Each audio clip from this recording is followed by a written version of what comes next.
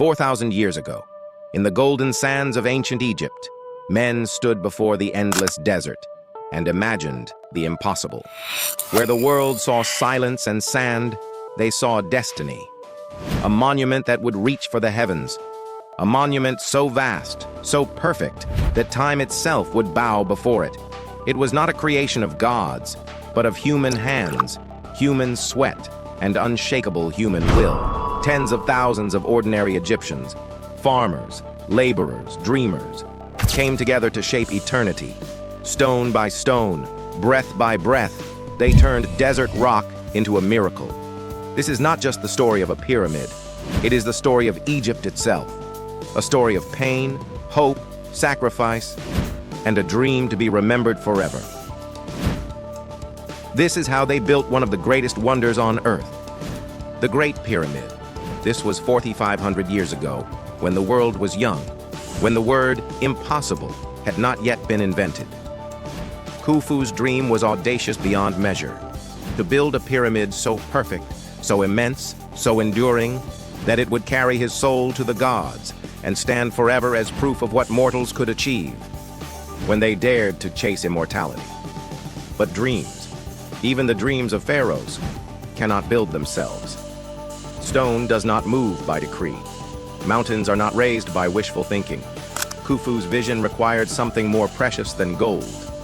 It required human hands, human hearts, and human sacrifice. When the Nile flooded, covering Egypt's fields with life-giving water, 20,000 ordinary people answered an extraordinary call. They were farmers, bakers, fishermen, mothers, sons, fathers. Their names, Ankh-Efen Sekhmet, Katie, Seneb, Amen-Ra. Names history has forgotten, but names that deserve to echo through eternity. These were not slaves, not broken men driven by chains. They were proud Egyptians, citizens who chose to lift their pharaoh's dream because they believed in something larger than themselves. But belief alone could not move stone. Each limestone block weighed as much as 30 men, some heavier than the mightiest elephant in Nubia. Yet human strength would drag them. Human ingenuity would lift them. Human determination would place them with perfect precision. Picture Katie, the fisherman, his hands once gentle with nets, now raw from hemp ropes that cut deep into his skin. Sweat and blood mixed on his palms as he pulled stone after stone across the desert floor. The same muscles that cast nets into the Nile now hauled eternity up wooden ramps that spiraled toward the sky like a staircase to heaven. Beside him, Seneb the baker. Where once he measured flour with care, he now measured stone and angle with equal devotion. His hands, once white with grain, were now gray with limestone dust. This was no longer mere construction. This was the building of forever. Men collapsed beneath the sun, their bodies surrendering at last. Ropes snapped, sending blocks crashing down. Some were crushed before they could escape.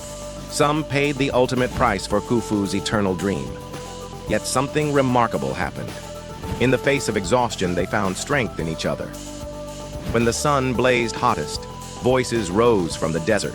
Songs sung by their grandfathers along the Nile, now echoing across the sands of eternity.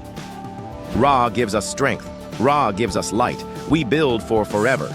Songs that turned suffering into purpose. Songs that transformed pain into prayer. A human symphony rising from 20,000 souls, accompanying the construction of the impossible. At night, the desert cooled. Families gathered around fires. Wives spoke quietly of the monument rising each day. Children played in the shadow of the growing pyramid.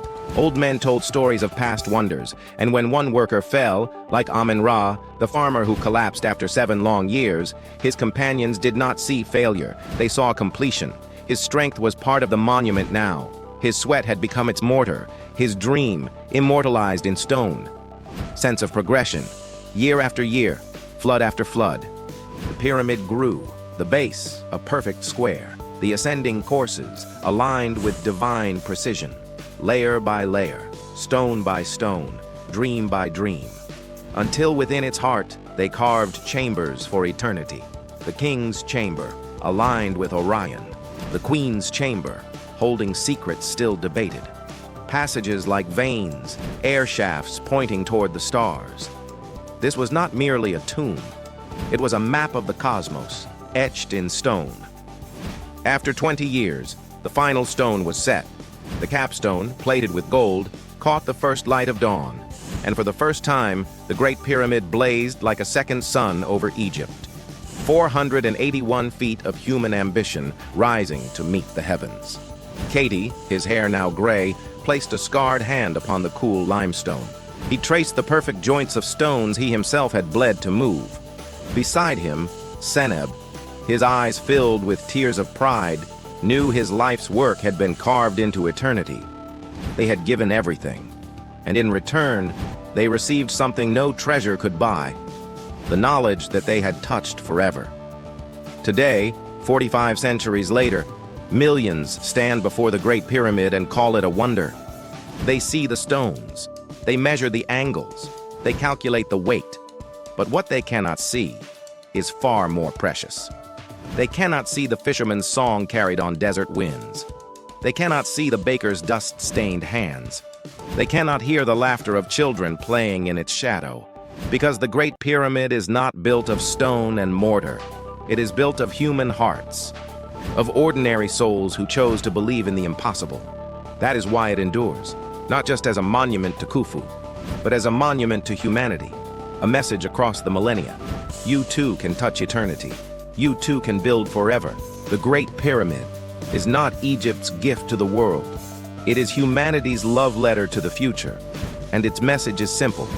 When human beings unite behind a dream, no stone is too heavy.